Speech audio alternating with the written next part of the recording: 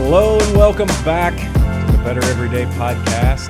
In yet another studio. We're always experimenting, doing something. New and improved. Yeah, this one's haunted. That's what I love about it. So we just moved into some new space in Bloomington. Still using the barn, but we have, Bloomington at one point was this huge furniture manufacturing hub. What was the Showers Brothers? The Showers Brothers, and we're in one of the buildings. Where it was their administration building. Oh, this is the admin building. Yeah. Yeah, it's like, I don't know how many thousands of square feet this place is, but it's enormous. Our city hall right down the street was the manufacturing facility. Okay. And then behind us is a building called the Kiln. That was their boiler room. So as I understood it, there was a train track that came down from the north, and it would drop wood off up on the north end, and it would just move its way down into production. That's so cool. It really is. And here we are. And this wood, I mean, it's fantastic. You don't find this anymore. I mean, we've just got dark wood in all four walls of this space and a few others. And we have a big conference room that we're all working in. It's pretty fun. It is pretty cool, but it might be haunted. It's old. It's pretty cool. There's something creaking around here. It's pretty cool. Darren, I'm going to talk today. This is just an extended conversation that we finally hit the record button on, but you and I have all the time. This is just a constant conversation about, I think the way we refer to it almost always is noise. Yeah. Just just even getting ready for this podcast today, there is like a level of noise in your life that you have to constantly fight with to think clearly and to focus. Even today, trying to get ready for the podcast, and all of the rest of the things that are in my life are competing with the one thing that I want to say during this podcast. And it's a constant struggle. Yeah. I think the thing that both of us fight with a lot is social. Yeah. And I mean, because we're both writing a lot of content. We both have come out with books, and everybody that we know wants us to post multiple times a day, every day. Business partners included. Yes. Yeah. And there's no question I'm not posting enough. I don't know how much is enough, and I believe that I'm not posting enough, but I have decided to err on the side of not enough in fear that I might become part of the noise. Yeah. And this is for all those people out there that are listening right now who are like us, who don't quite get it. I don't get it. And when I try to get it, and I log into, I don't know, let's pick on LinkedIn. Yeah. So I log into LinkedIn. It's like an echo chamber that just continues, just constant. Somebody said, "Well, I just went to the bathroom," and everybody else like, "That's fantastic," right? It's yeah. For me, it's I do, though. I spend a lot of time on social media. I mean, it is part of part of the noise in my life, but also part of the good information I get in my life. Yeah, absolutely. And when I wrote this book that I believe is my life work up till now, like this is what I've been working towards. Yeah. Why wouldn't I want to share it? But there's something about putting it out there that makes me feel as though I think it's about me feeling as though I'm just another person. Like that part of me that wants to be different, wants my message to be special, wants my thing. As soon as I put it out there, it feels like it's just another thing. It's just another message. And I almost wonder if it's ego that I'm not putting it out there, because I don't want this sense of just becoming part of the noise. Yeah, I've been trying to figure out what it is for me, whether it's ego or whatever it is, but it's I don't know. I care a lot about my personal brand. Yeah. And I try to be very consistent in the way I perceive my personal brand, and becoming a noisemaker seems like it makes my stomach turn. Yeah. As a part of that. But what was interesting, the Simple Firm, by the time people see this podcast, The Simple Firm, will, be available on Amazon. So, we posted something on that, a week or so ago. And there was I hadn't posted on LinkedIn for a while. Yeah. And there was, a couple hundred people and a bunch of responses, and people were excited. That was great. I was like, wow, this is fantastic. So I think I'll follow up with something else, in 3 or 4 days. Crickets. And it was crickets. And it's like, shit, I'm becoming part of the noise. Yeah. And so I clearly think that I have no idea what I'm talking about, but I know how it makes me feel. Yeah. Does that make sense? It doesn't feel, it feels like we needed a disclaimer at the beginning of this podcast. The two people speaking on this podcast have no idea what they're talking about when it comes to social media. I hope somebody listens to this and says, gosh, I feel like I'm part of the noise, or you guys just don't get it, whatever it is. Yeah. And all of that said, I do believe that it is a very effective way of reaching an audience with a really important message. It's unbelievable. It really is. Yeah. I do get that part. So I'm sitting at Michelle and I went to dinner, over at our 56 degree spot last night. And so it's, it was a Sunday night. And so it was the two of us, and then a couple of the regular crowd shuffles in. And thanks, Billy. Because I was like, has the regular crowd not shuffled in yet? So anyway, one of them's a friend of mine. His name's Ray. And so Ray shuffles in, and he's like, hey, when's the new book hitting? Like, Ray, how do you even know that I'm working on a book? He goes, well, I follow you on LinkedIn. And he goes, I'm actually going to listen to that. He's in pharmaceuticals.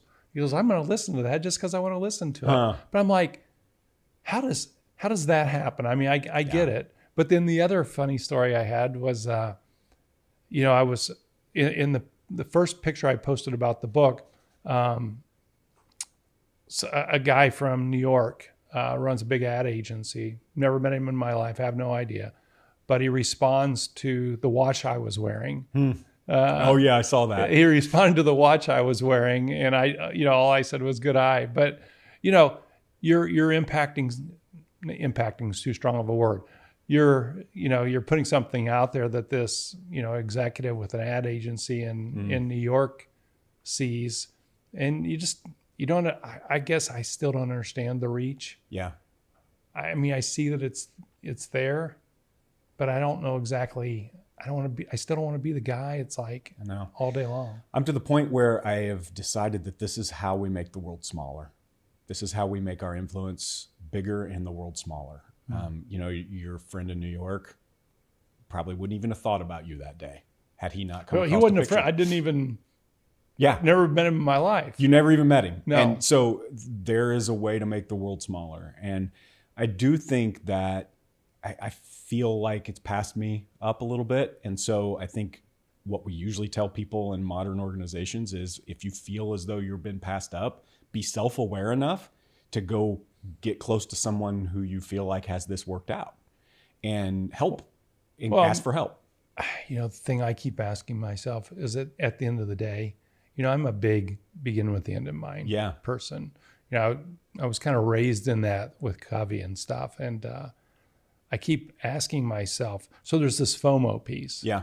Right? This, I should be on LinkedIn doing all this stuff, or Instagram or whatever. And there's a part of me, it's like, why? Yeah, see, this is the part though, Darren, that I think I'm starting to understand with social. The thing that Covey said with begin with the end in mind, if I actually look back at my life, it's never actually ended the way I had it in mind.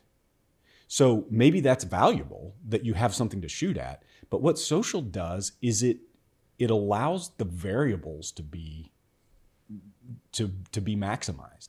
You never know where you're going to end. You never know where the Simple Firm is going to be. Now you can have an end in mind, but social media allows you to have an end that you would have never imagined. But to me, the end in mind is I want to have an even larger impact, right? It's one thing for each of us to publish our books and to let people know that it's out there.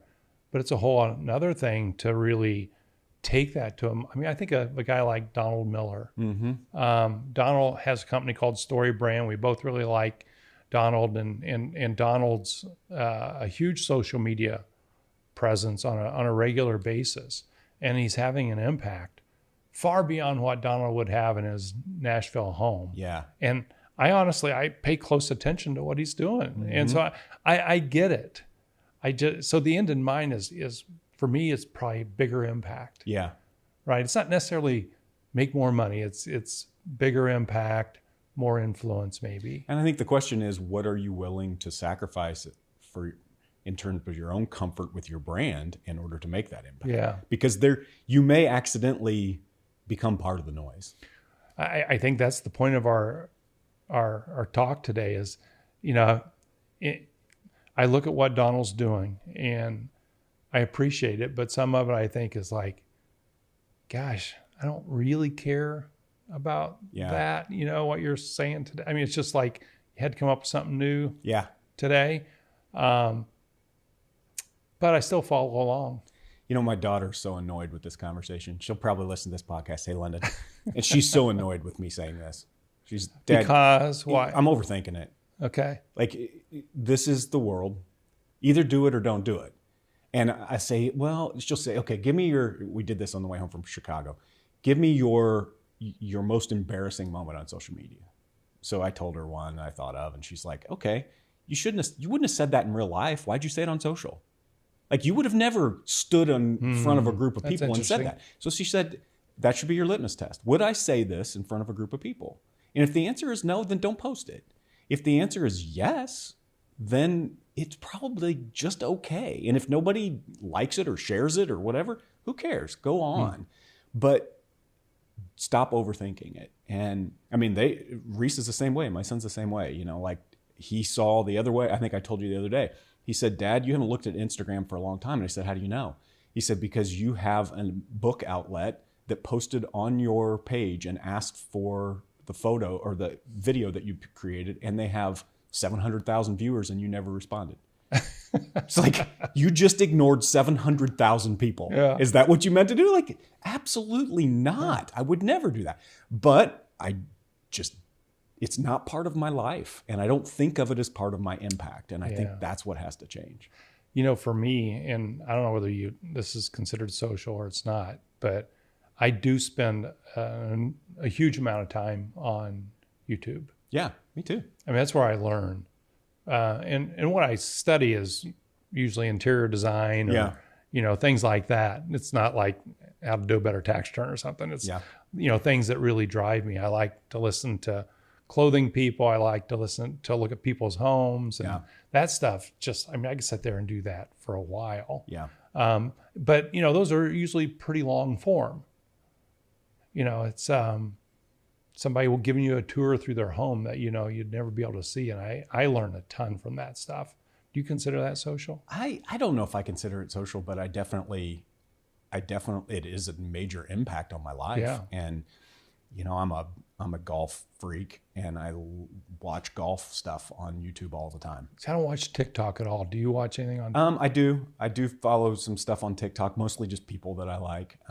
It just hit me how cringy this is for me. Like we are the old guys sitting. The TikToks. Our followers are probably. That's true. If you're listening to this, you probably probably aren't cringed, but it is cringy. It just makes me feel like this thing is passing us up in a way, and I don't want it to. I really want to leverage it for the thing that it can be used for. And from London's perspective, that I think about a lot. If you get annoyed by posting your lunch, your sandwich, then don't post it. And if you wouldn't say that to your buddy, don't post it. If it is something that's important to you, post it and let it be what it is. So what's a good frequency? I don't think there's a good answer for that. I mean, if you ask Donald Miller, it's 3 times a day, apparently. Yeah. I think there is a shotgun approach to a lot of marketing. So is the goal there just, hey, I want to get a bunch of followers and... Yeah, I do think it's like, well, if 1 out of 10 of my posts gets a lot of followers, then I'll do 10 and hope I get one. Instead of saying, I'm going to post this. And to me, that's the noise that I can't stand. If I'm going through any kind of social, and TikTok's the worst at this, and you scroll through and you see something, and it's no question is it selling me something. I mean, everything is sort of selling you something. But if it is just straight in my face marketing, that's what I don't want to be. I don't want to be something that isn't useful for people. And that's what I'm most annoyed at. And what feels like the most noise for me is if this is somehow a platform for you and not good for me in any way. That's when it gets bad. So if I've got 3 things to say this week, I think that's about where I'm at. If I got 3 things to say that I feel like is worth your 30 seconds of watching, then I'll post it. If I have 6 things to say and 3 of them are about me selling my new book, and that's really all it is, Yeah. I feel like I'm part of the noise. That makes sense.